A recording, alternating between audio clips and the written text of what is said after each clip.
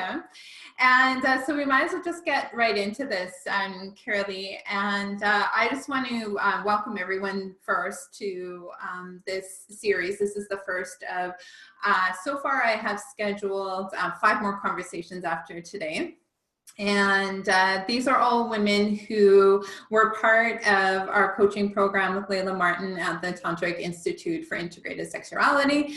And so we're all just finished our 600 hours, our year of like intensity. And we've had some amazing experiences together. And I would say it's pretty fair to say that most of us, if not all of us, have had some like major transformation over the course of the year. Yeah.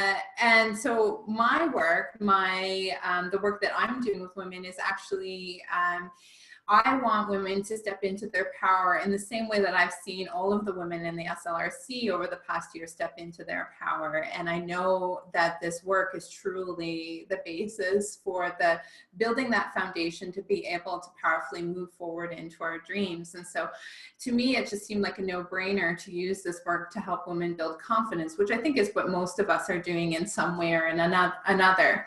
And so I felt like it was really important to have conversations with the women in this group so that people who were curious about the work that I do or that we do could see like the transformation that it's had in people's lives. Of course, we're the first group through this program, so we're the first group to really actually feel the tools in our bodies and in our lives. And so I don't have anyone else to talk to about it other than the women who have gone through this program. So I really wanted to explore the transformation that's taken place and talk a little bit about how you're bringing this work into the world as well. And then also because I have an ongoing theme about digging into the seductress archetype, I wanted to ask you a little bit about her as well.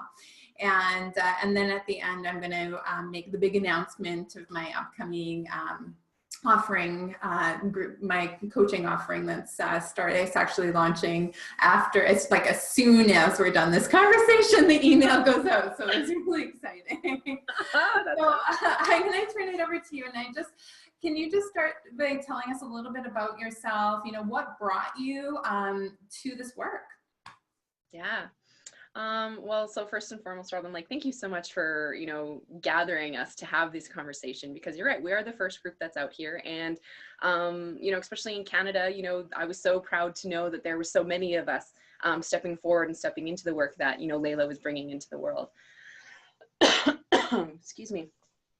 And a large part of what drew me to the program, to Layla, to, this work and all of this is I was already starting on this journey of figuring out that I was missing something, that I was, a hard worker. I had a good job. I was, kind of the boss babe in the industry that I was working at, in the building industry, working with all men. I've been doing that my whole life.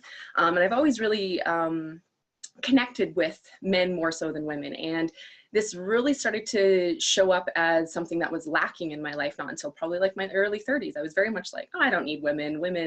I got my friends, I got my, my one girlfriend, and that's good. But I was really missing this sisterhood, this like feeling of community with other women.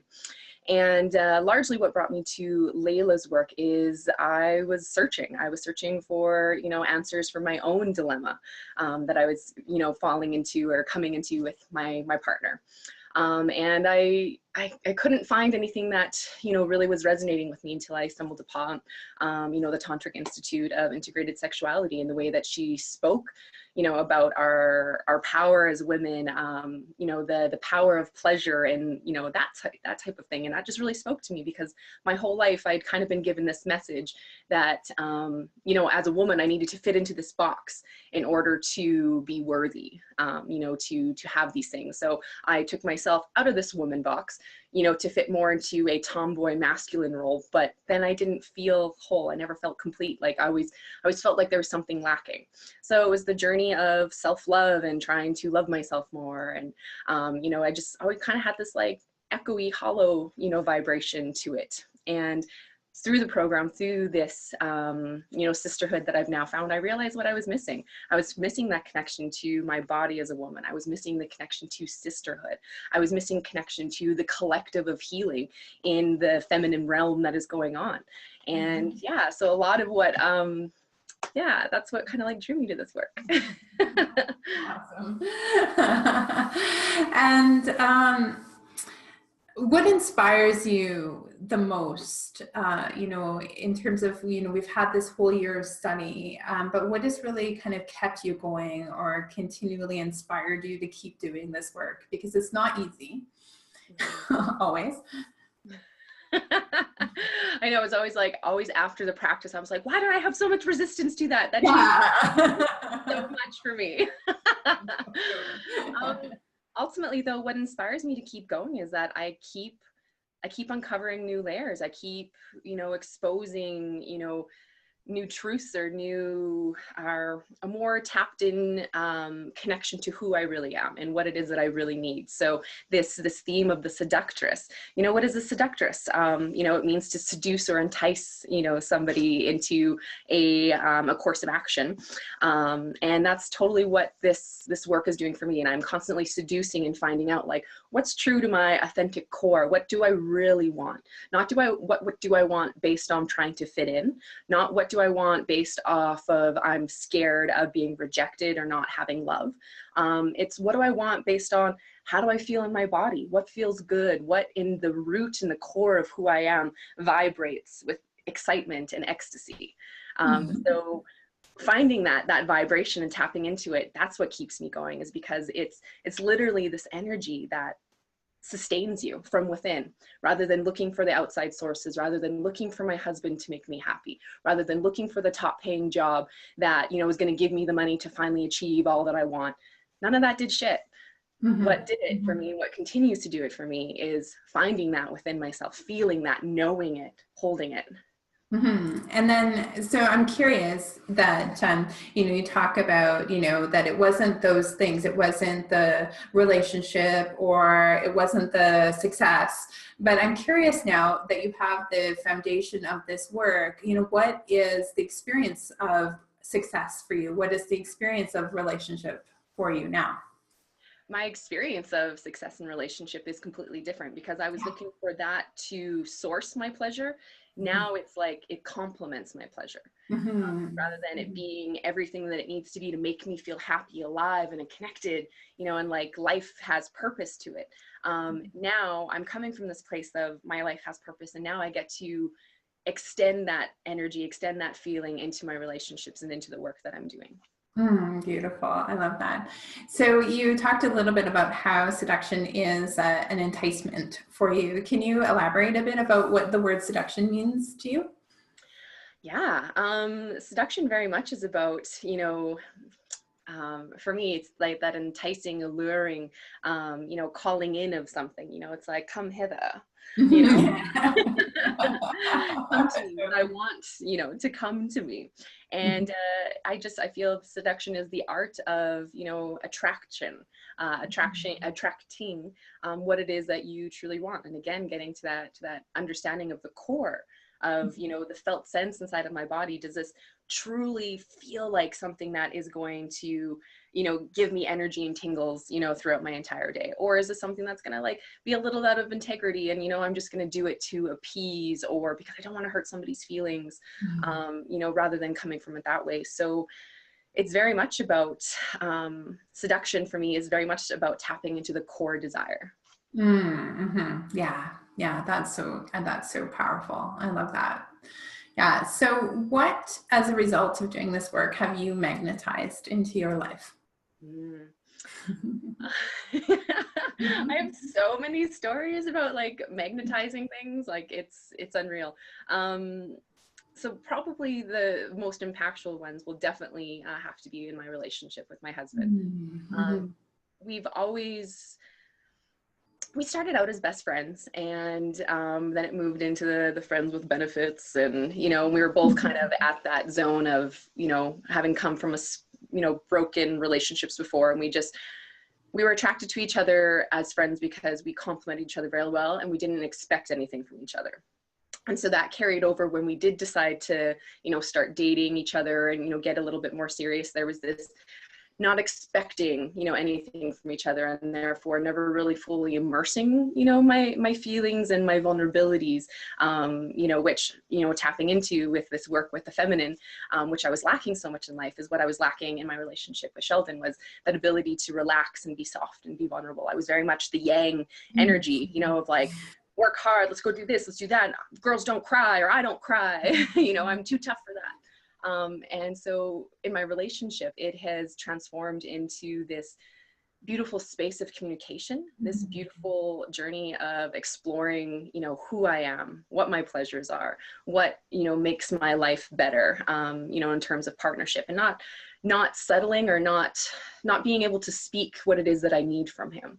So it's been an absolutely amazing journey in the sense of how he's met me and matched me. And so I've heard a lot from a lot of women that, oh, you're so lucky that you were able to find, a partner who, like my husband. And it's not an accident, and it's not a fluke of chance. I think when you're on this journey and you're doing this work and you're getting into your core desires, that energy, that vibrancy and that authenticity vibrates for the others around. And I was very fortunate enough that my husband was ready to start on that journey and that path as well.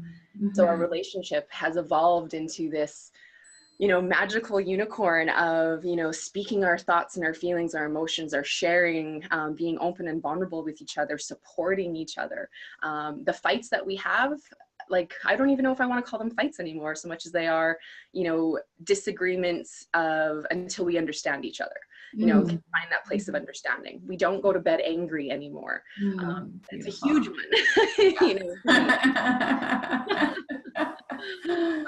Our sex life, or our lovemaking, has entered into this other realm of experience for me. I was always able to have clitoral orgasms. And now we've, working together and having that trust to be open and vulnerable with him, to, ask for what I need, ask for him to slow down, ask for time, ask for space, ask for to try this. I'm now, having blended orgasms, and with the blended orgasm, I find that the dopamine, the creativity, the rush of neurochemistry, that comes up from my yoni, up into my body, that affects the rest of my life. That's a creation that I was able to, find with him, or, an experience I was able to find with him, which is, not even just in our relationship, that's changed my whole way of working. When I have more of the blended orgasm juices running through my body, my creativity is like out of this world. My ability to reach out and connect to other people and feel other people is out of this world. And just my drive, my passion, my commitment, my, ability to stand in and for myself, knowing myself, it's been amazing. I love that so much. And I just want to add on that, like, part of the process of what we went through over the course of the year was taking time to do self-pleasure practices so that we would learn the pathway to having those types of orgasms on our own first. And that's a big part of the coaching work that we do, is that we teach women to do this work, to be able to go through that process, to have those experiences on their own. And then they can take that into the bedroom if they so choose, but that the results are the same, that once you're capable of having, and I would say, like, we're all capable of having orgasmic experience, and how we define it is really unique to each person. And just a peak experience, whatever that is, inside of our bodies. But once we're able to reach those peak experiences inside of our bodies, we're way more capable of having, opening up our creative process. And I've experienced that as well too, as my creativity is just skyrocketed as a result of when I'm really tuned into pleasure. It's like, I can write and I'm like, where the heck did this even come from? It's like, it's pretty amazing. Yeah. So I am curious, like, because you talk so much about how this really transformed formed a relationship. And you're working with couples. So is this why you really want to work with couples, is because you've seen the magic in how it's worked in your relationship? Is that what's drawing you to couples work, or what is it that draws you to doing couples work? I'd say, yeah, there's two parts to it. I think definitely what you're saying, you're touching upon, is what I'm experiencing for myself and my relationship and my coupledom. You know, I love my parents. You know, they did the best that they could, you know, but they had issues, you know, growing up. You know, they, you know, were struggling with money, and there was a lot of fighting, you know, so I never really got a model of what like a good, healthy, you know, communicative relationship, you know, could be in that sense. So a large part of it is because I want to share this with couples. I want to show that it doesn't matter how stressed out, you know, your life is and what's going on, like you still choose each other, and you can still go through the hard times, you know, connected and stable and grounded, you know, with having your ally beside you, even though maybe you're fighting with your ally, you know, he's still your ally. And I want to be able to show other couples how to create that container, that stability. And the second part of wanting to work with couples is, you know, I kind of mentioned I grew up a tomboy, and I had more guy friends than I did girlfriends. And as much as I'm discovering and want to share what I'm learning about my body as a woman, I also want to talk and work with men. I want them to understand or experience, you know, the radical shifts and changes that they can experience by getting in touch with their emotions, you know, meeting him with loving presence. You know, it's not wimpy or being a pussy or, you know, not manly if you're, you know, vulnerable and able to open up and communicate about your feelings. It's actually opens the door to these creative, magical, connective spaces with your partner, you know, to receive the gifts of the feminine, because we have feminine and masculine energy in all of us. You know, some of our poles are stronger than one or the other. My relationship, definitely, I'm the masculine woman and my husband is a feminine man, and that's how we complement each other. And I think so many men struggle with the idea that they need to, you know, be something that they're truly not. So working with couples affords me the ability to work in that container with a man who wants to be there with his, you know, significant other and his woman, and wants to, you know, work with her and feel her and be present with her in ways that our society just doesn't teach him how. So beautiful, so needed. The men's work is, I am, so there's so many women in our group that are doing men's work or that are going into couples work, and I just see how profoundly important it is for men to be doing this work as well. So I'm so happy to hear that you have a passion for that. And I want to, actually, it brings me to a story that I wanted to tell about you. Which is Caralee, and because we both live in Saskatchewan, it seems that our plane rides were typically the same when we went on retreat. So I think it was the way home from Mexico, and we all had our seats on the plane ride home from Mexico, and Caralee, I could see her, like we could just sort of see her like in front of us, and she looked like she was deep in this conversation. And so we asked her afterward, you know, what was going on? And you were coaching him, were you not? Yeah. So could you tell a little bit about that story of the coaching experience on the airplane?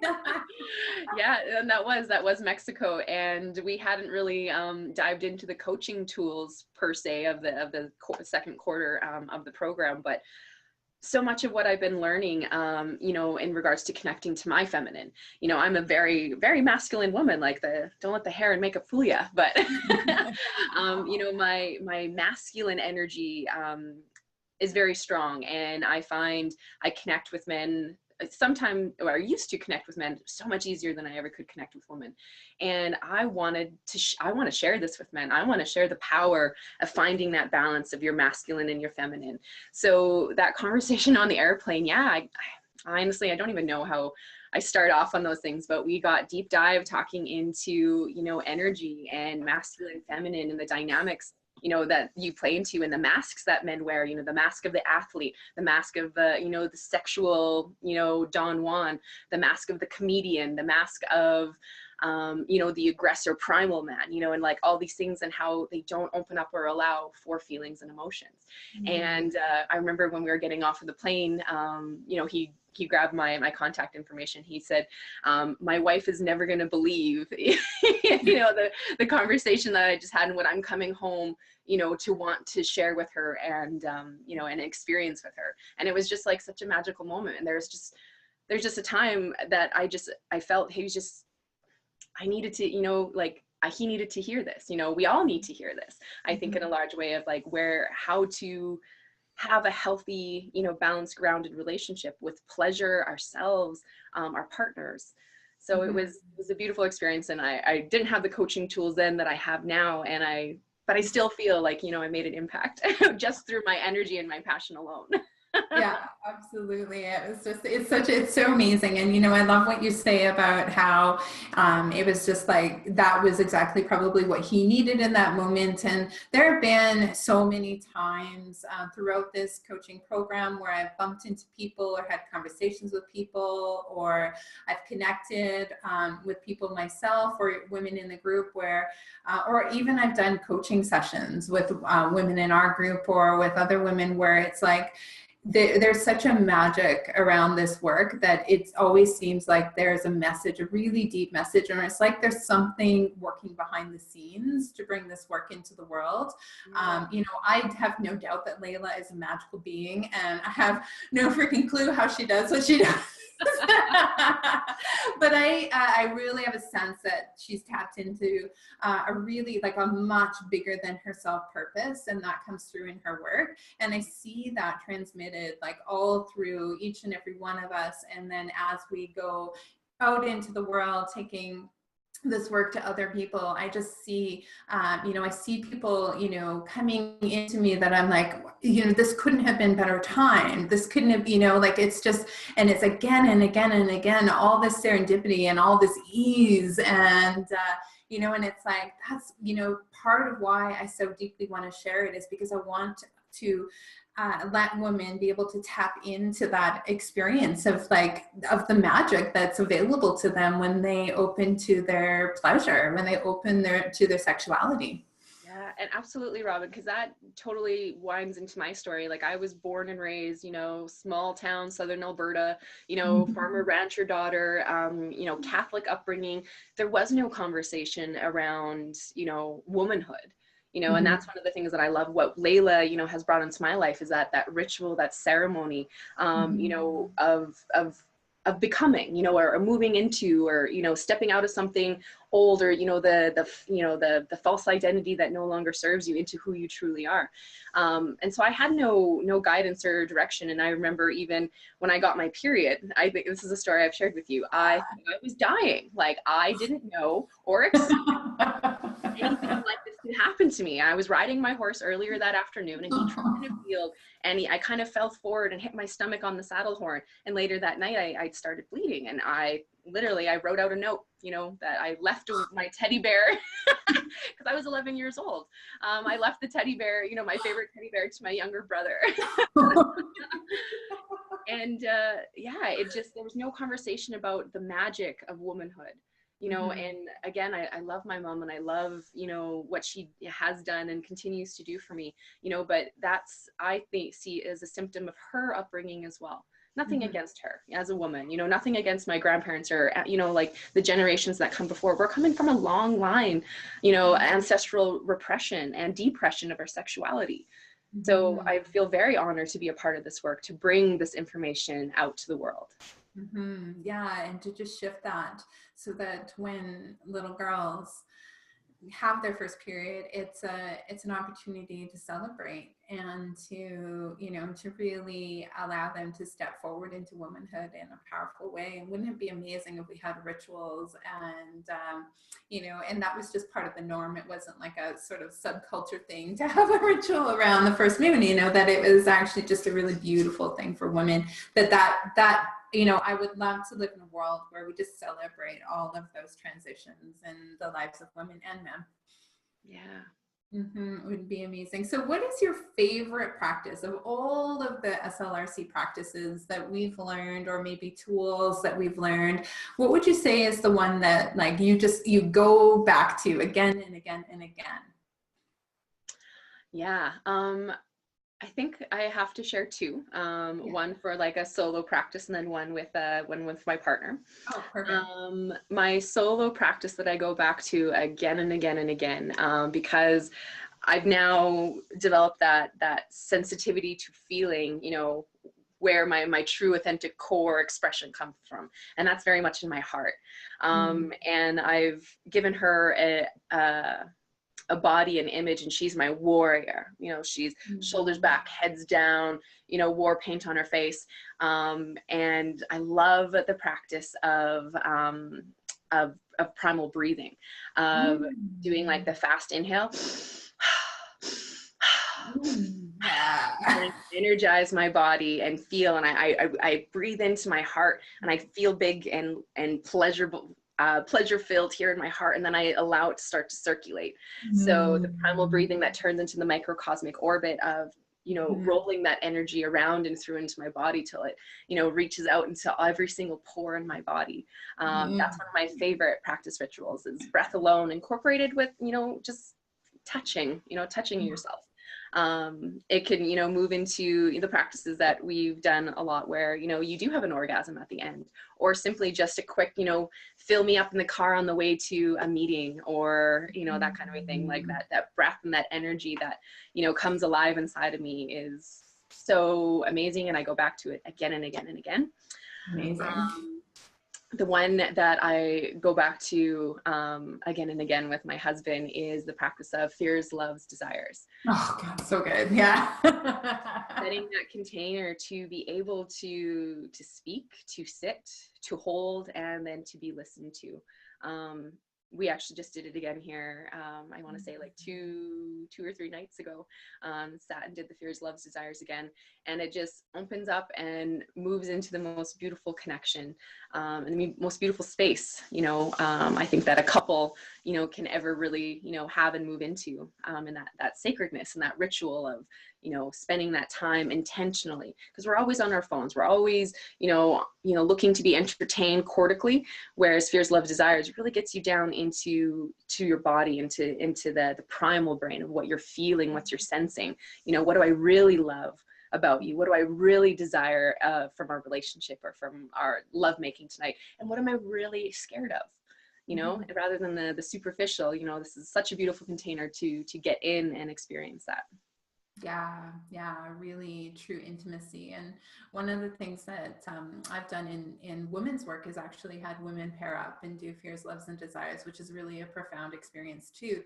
I think as women, we tend to want to fix. We want to, like, you know, it's like someone says they're afraid of something and we're like, oh, I'll fix that for you. And I have all of these solutions, and yet it's really, really powerful to just sit and hold space for the experience of another woman, and then just to feel inside your body what it feels like to just allow someone to come to their own conclusion about things, or to allow someone to just truly express without jumping in and fixing. And I mean, so it's such, you know, even if you're not working with a partner directly, it's such a great exercise. And so do you want to just explain briefly how that exercise is done, so that if anyone's watching and is like, I want to do that, that they could maybe even give it a try with their partner, with a friend today? Absolutely. Yeah, so fears, loves, desires is where you take the time to sit uninterrupted. So make sure kids are in bed, or you're in a space, you know, in a quiet coffee shop kind of a thing if you're doing it with a friend, and you get a timer and set it on your phone. Up to you. Me and my husband have now graduated to 7 minutes. Woo! Wow. I think we started out at 3 or 4 minutes. You set the timer for, and you take turns. So the first person taking the turn is the asker of the question. So you're the one that's going to be sitting there and asking your partner or your friend, whoever you're doing this with, what are you afraid of? And that's all you say. Let them speak until they come to a natural pause. And the only other words that you're allowed to say are thank you. And then repeat the question again. What are you afraid of? Thank you. What are you afraid of? And you keep going to that until your timer goes off. And then the second question is, what do you desire? Thank you. What do you desire? Thank you. Again, until the timer goes off. And then the final one that me and my husband do is, what do you love about me? Thank you. What do you love about me? Thank you. And I find, I thank you for pointing that out, to do it like with friends, or, outside of the relationship of, being husband and wife, even to do that, with, I'm thinking now, like with my mother, that would be super powerful, exercise to do with her, to experience, not trying to fix, not trying to, come at it, but just let her be, and, listen to her. And then to have that, back, just to be able to speak and do whatever you want and say, because so much, as a little girl, you're too much, you're, don't do this, you're too emotional, you're this, you're that, and I find like that is really just cracks open that space to just let you be who you are and feel who you are. Yeah, so beautiful.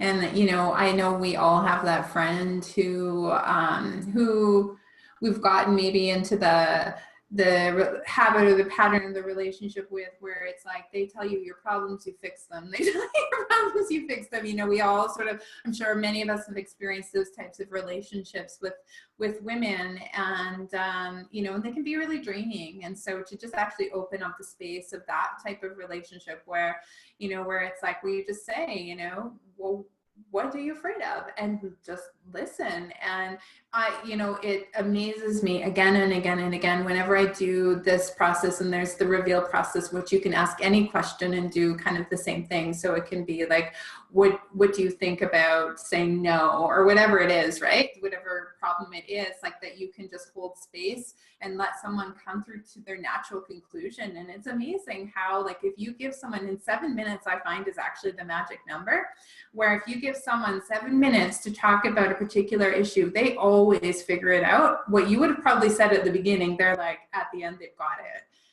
So it's really an amazing practice, a tool to use in any intimacy that you have in your life. So thank you for sharing that one. I love that one too. It's one of my favorites. Yeah. So what's next for you? What is the, before that, there's another one here. What do you want women to know when it comes to awakening their erotic power? Oh, it's the big one. I couldn't have missed that one. Yeah, thank you for coming back to that. And sorry, can you repeat it again? Because I just had like an explosion of so many things go in my head. I So know, it's big. What do you want women to know when it comes to awakening their erotic power? Yeah. What I want women to know, and speaking from my own experience, is when you come into your erotic power, you truly, truly are getting to the core of who you are. So much in our society, it's this self-love, you need to love yourself in order to have the perfect relationship. You need to love yourself in order to have the discipline to have the body that you want. And for me, it was, you can love yourself and, restrict yourself in so many ways to try and fit into this mold of how you think and who you think you should be. But for me, from the conditioning that I had as a small child, not knowing about my body, not knowing myself as a woman, when I embraced that and took that in, I really felt like I accepted all of who I was. And now this transformation has started to come into my life of, I now, I choose to eat the good foods because, I feel, deep inside, that this is what I want, not the feeling of, this need of like needing to repress my emotions and stuff it down and stay little, like I feel, so much more empowered in my body and connected to who I am, and to make the choices and decisions that support me in my health and in my power. And power is the other thing that I want to share about that. There's a great book called Vagina by Naomi Wolf that I recommend to every woman I speak to.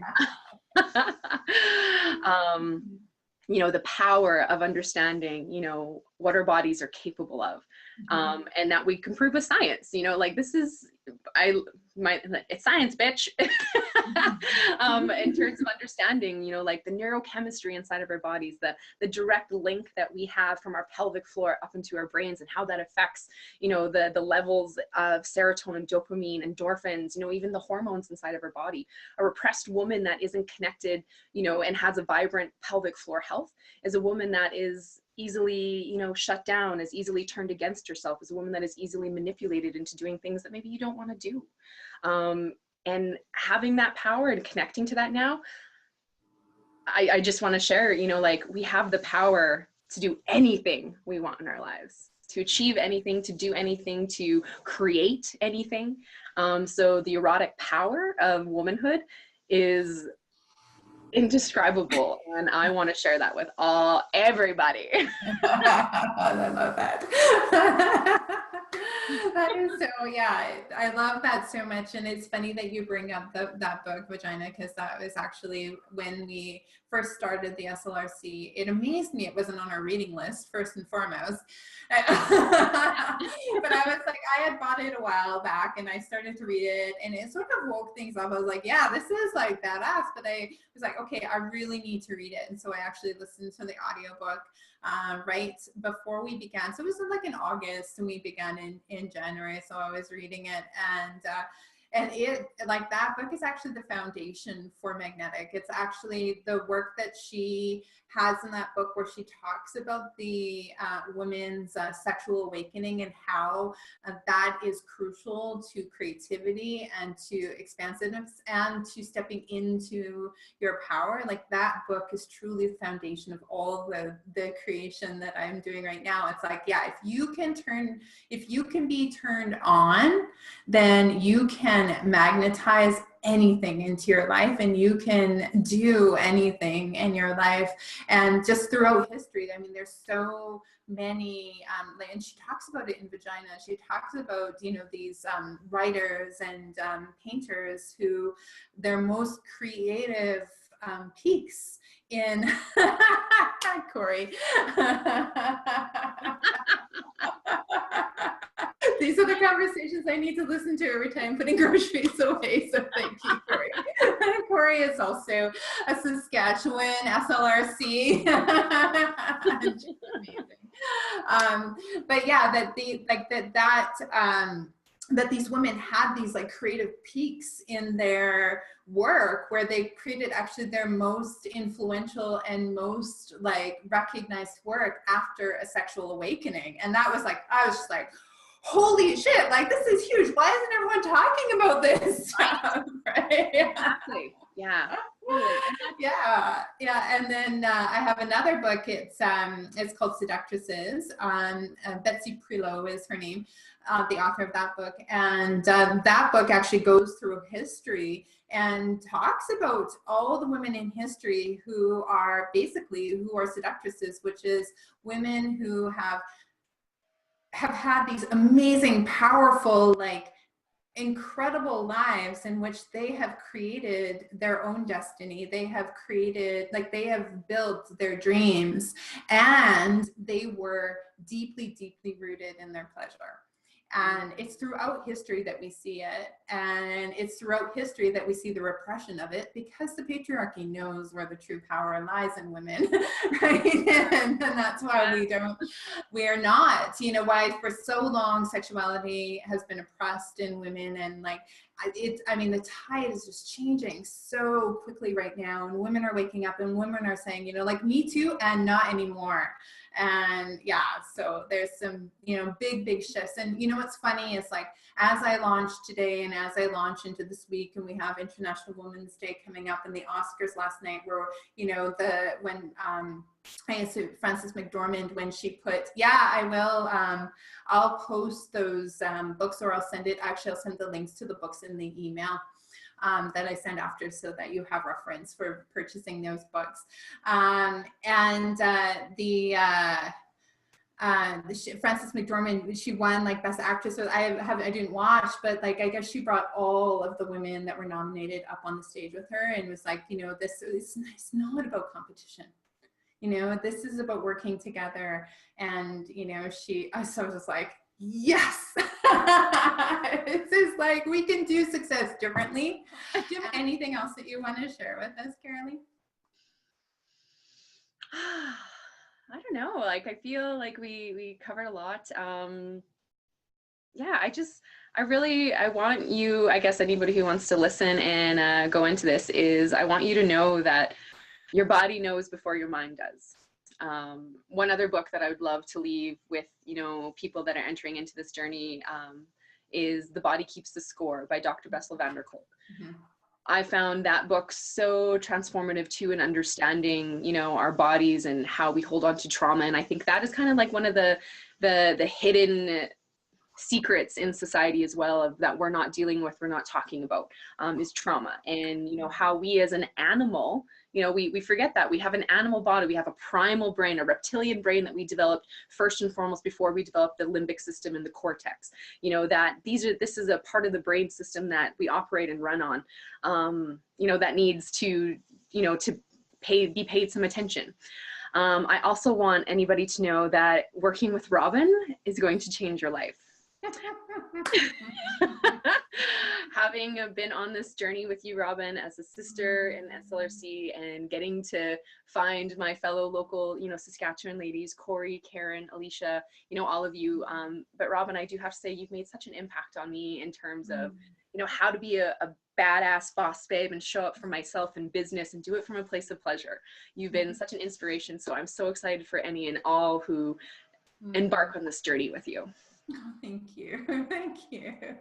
And I feel the same way about you. And I'll say that the thing that really struck me was when we were in Mexico, I was so homesick, and I get homesick and I don't, you know, and you were like my dose of Saskatchewan. You just are such a prayer. Your heart, you know, everything about you is the prairies to me, because you know, you're hardworking, you're so kind, you'll give anything, and you're just so full of love. And so I just so deeply appreciated, actually, even in Palm Springs, you know, like, I'm not one to be away. I like to have like the comforts of home as much as possible. And like after a few days, I'm like, okay, like, I love this location. Can my home be here? Because I don't want to be away from home anymore. But I felt so at home with you, and I always do feel like there's really a sense of coming home. And so I think that that's the, you know, what, if someone is really looking to find their sense of home, that working with you will give them that. So I just want to reflect that back to you. Thank you so much, Robin.